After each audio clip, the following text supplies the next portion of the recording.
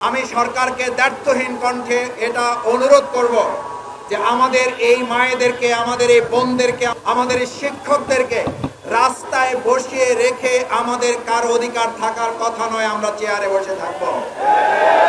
বিগত 15 বছরে এরকম চেয়ারে বসাওয়ালা লোকরাই এই শিক্ষকদেরকে পিটিয়েছে, মামলা দিয়েছে, হয়রানি শিকার করেছে, স্কুলগুলো তালাবদ্ধ করে এই শিক্ষা জগৎকে ধ্বংস করার চূড়ান্ত পায়তারা তারা করেছিল।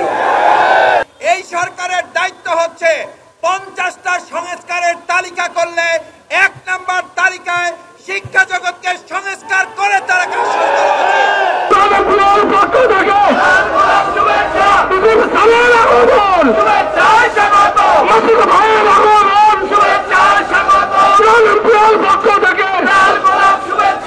আসসালামু আলাইকুম ওয়া রাহমাতুল্লাহি ওয়া বারাকাতুহু।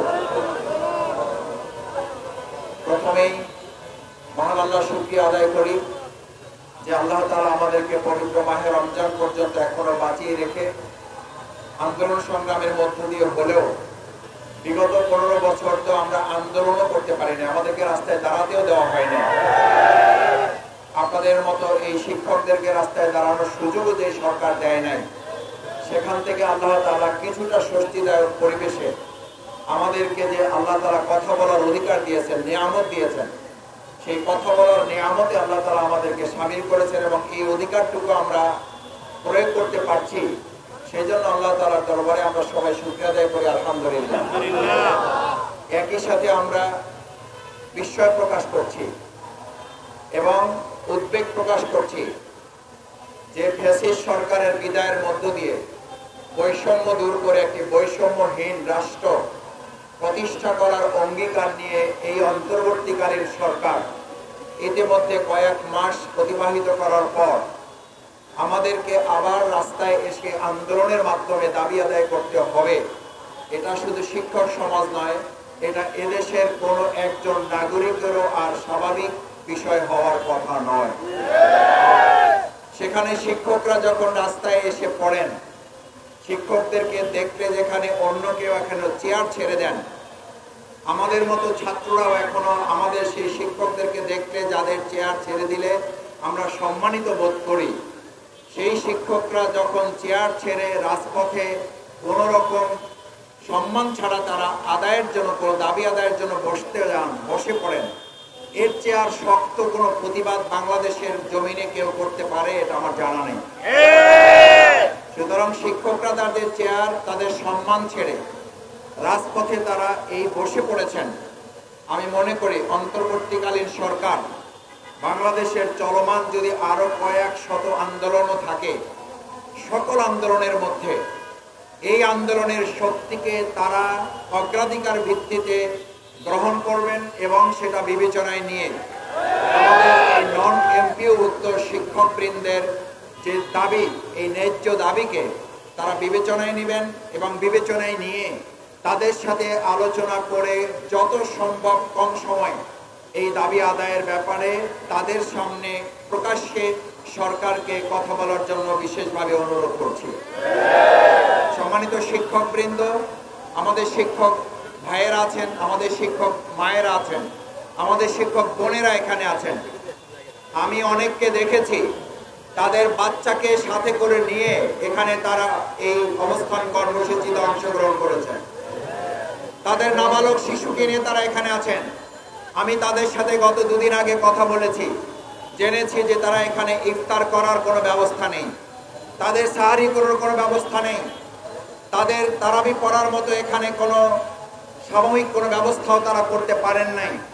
পবিত্র রমজান মাসকে সম্মান করে হলেও আমি অন্তর্বর্তীকালীন সরকারের কাছে উদাত্ত আহ্বান জানাবো, শিক্ষকদের প্রতি সম্মান জানিয়ে, পবিত্র মাহে রমজানের প্রতি সম্মান জানিয়ে, সাহারির প্রতি সম্মান জানিয়ে, ইফতারের প্রতি সম্মান জানিয়ে তারাবি নামাজের জন্য তাদেরকে সুন্দর ব্যবস্থাপনা করে দেওয়ার তাগাদাকে সামনে রেখে যত কম সময় সম্ভব আমাদের এই মায়ের জাতি যারা আমাদের সামনে রাস্তায় বসে আছেন, আমাদের নবজাতকদেরকে কোলে নিয়ে যারা বসে আছেন, আমি সরকারকে দ্ব্যর্থহীন কণ্ঠে এটা অনুরোধ করব যে আমাদের এই মায়েদেরকে, আমাদের এই বোনদেরকে, আমাদের এই নবজাতকদের, আমাদের এই শিক্ষকদেরকে রাস্তায় বসিয়ে রেখে আমাদের কারো অধিকার থাকার কথা নয় আমরা চেয়ারে বসে থাকব।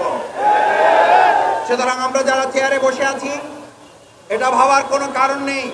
বিগত 15 বছরে এরকম চেয়ারে বসাওয়ালা লোকরাই এই শিক্ষকদেরকে পিটিয়েছে, মামলা দিয়েছে, হয়রানি স্বীকার করেছে, স্কুলগুলো তালাবদ্ধ করে এই শিক্ষা জগৎকে ধ্বংস করার চূড়ান্ত পায়তারা তারা করেছিল। আমি এই সরকারকে শুধু একটা কথা মনে করিয়ে দিয়ে আমার বক্তব্য শেষ করতে চাই। এই সরকার যদি 50টা বিষয় সংস্কারের জন্য তালিকাভুক্ত করে, আমি শিক্ষক ভাই বোনদের কাছে জানতে চাই, বিগত ফ্যাসিস্ট সরকার 15 বছরে যেই জায়গাগুলো সবচেয়ে বেশি ধ্বংস করার পরিকল্পনা করেছে তার মধ্যে কি এটা তাদের অগ্রাধিকারের লিস্টে ছিল না এটা কি নিচের দিকে লিস্টে ছিল? তারা সবচেয়ে বেশি ক্ষতি করেছে শিক্ষা জগৎকে, কারণ তারা জানতো শিক্ষা জগৎকে ধ্বংস করলে একটা দেশকে ধ্বংস করা যায়।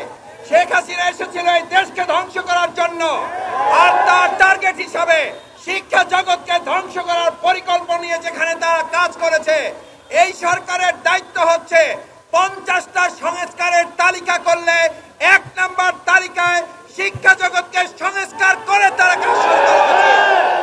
আমি এই সরকারের কাছে উদাত্ত আহ্বান জানাই, আমাদের শিক্ষা জগৎকে ধ্বংস করার জন্য আমাদের এমপি ভুক্ত এই সমস্ত ভাইয়েরা বোনেরা, আপনাদের সন্তানরাই তো এখানে পড়াশোনা করে, আমাদের সন্তানরাই তো এখানে পড়াশোনা করে।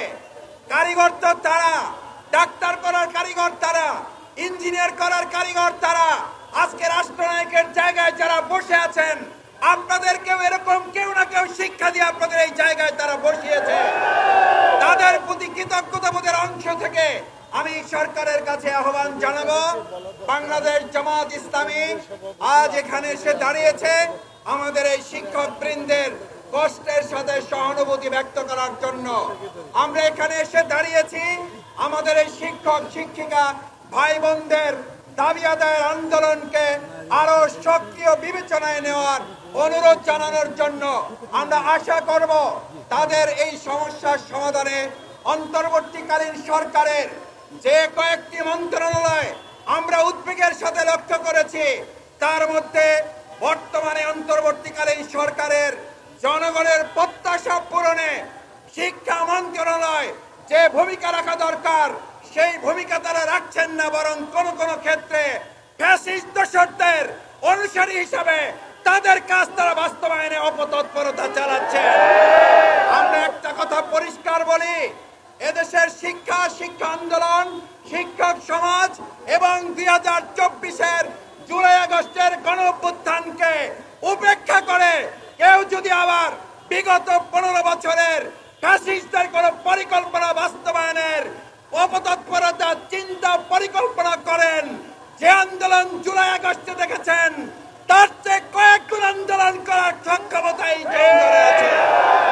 আসুন আমরা সেই আন্দোলন ছাড়াই মনে করি অন্তর্বর্তীকালীন সরকার শিক্ষকদের এই দাবি আদায়ে আপনারা সোচ্চার হবেন এবং যৌক্তিক সময়ের মধ্যে যতটা কম সময় পারা যায় তাদের কষ্ট লাঘব করে, তাদের সেহরির সম্মানজনক ব্যবস্থা করে, তাদের ইফতারের সম্মানজনক ব্যবস্থা করে, তাদের রমজানের পবিত্রতা রক্ষার জন্য তাদের সুযোগ করে দেওয়ার জায়গায় সম্মান করে আমি আশা করি অন্তর্বর্তীকালীন সরকারের শিক্ষা উপদেষ্টা এবং তিনি তার মাধ্যমে সম্মানিত প্রধান উপদেষ্টা মহোদয়কে এই পরিস্থিতি বর্ণনা করবেন এবং পদক্ষেপ গ্রহণ করবেন সেই প্রত্যাশা ব্যক্ত করে আবারও আমাদের সম্মানিত প্রধান অতিথি বাংলাদেশ জামাত ইসলামীর সম্মানিত কেন্দ্রীয় নায়েবে আমির অধ্যাপক মুজিবুর রহমান প্রধান অতিথির বক্তব্য রাখবেন।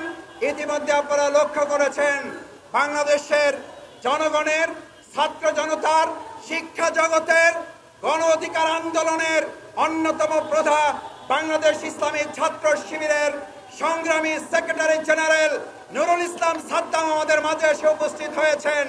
আমরা আমাদের এই শিক্ষক সমাজের পক্ষ থেকে, বাংলাদেশ জামাত ইসলামীর পক্ষ থেকে আমাদের প্রিয় মেধাবী ছাত্র নেতা নুরুল ইসলাম সাদ্দামকে স্বাগত জানাই। তিনিও আমাদের সামনে কথা বলবেন। সবাইকে ধন্যবাদ এবং আশা করি আল্লাহ তাআলা আপনাদের এই কষ্ট পরিশ্রম কোরবানিকে কবুল করে বর্তমান অন্তর্বর্তীকালীন সরকারের মাধ্যমে এই দাবি আন্দোলন হয়েছে, সফল হবে ইনশাআল্লাহ। সেই প্রত্যাশা ব্যক্ত করে আমার কথা শেষ করছি। আসসালামু আলাইকুম ওয়া রাহমাতুল্লাহ।